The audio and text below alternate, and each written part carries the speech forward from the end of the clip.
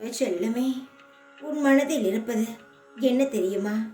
சாயப்பா, நான் பெரிய விஷயம் கேட்டாலும் செய்வது இல்லை, சிறிய விஷயம் கேட்டாலும் நீங்கள் செய்வது இல்லை. பிறகு என்னிடம் இருக்கிறேன் இருக்கிறேன் என்று சொல்கிறீர்களே தவிர எனக்காக ஒரு உதவி கூடவா உங்களால் செய்ய முடியாதா? நான் அவ்வளவு பெரிய பாவத்தையா செய்து விட்டேன்? என் வாழ்க்கையில் முன்னேற வேண்டும் என்பதற்குத்தானே என்னுடைய தொழிலை மேலே வளர வைக்க உங்களிடம் கேட்டுக்கொள்கிறேன். ஏன் இன்னும் மனம் இறங்க மறுக்கிறீர்கள்? உங்களையே நம்பி சதா சர்வகாலமும் உங்களையே மனதிற்குள் வைத்து நினைத்து கொண்டு இருக்கும் உங்கள் பிள்ளைக்கு நீங்கள் கொடுக்கும் தண்டனை இதுவா என்று மனம் உருகி என்னிடம் அழும் பொழுது என் மனம் மிகவும் கவலைப்படுகிறது.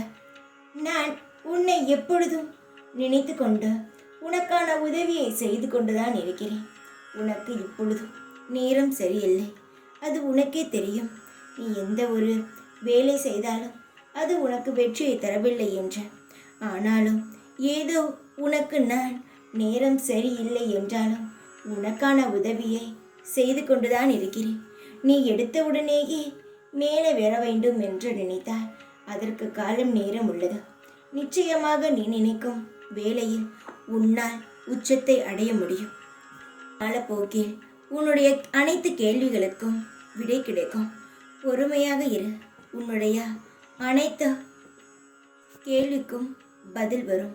உன்னுடைய குணம் போல் உன்னுடைய வாழ்க்கையும் அமையும். உன்னுடைய கோபத்தை குறைத்துக்கள். உன்னுடைய கோபத்தால் வரும் வார்த்தையை கட்டுப்படுத்த. உன்னுடைய சந்தோஷத்தை நீ இறுக்கமாக பிடித்துக்கொள்.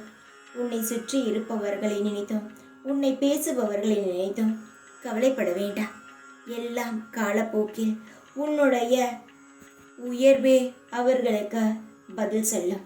நிச்சயமாக எல்லா கஷ்டங்களுக்கும் ஒரு முடிவுண்டு. அதுபோல் உன் கஷ்டங்களுக்கும் முடிவுண்டு.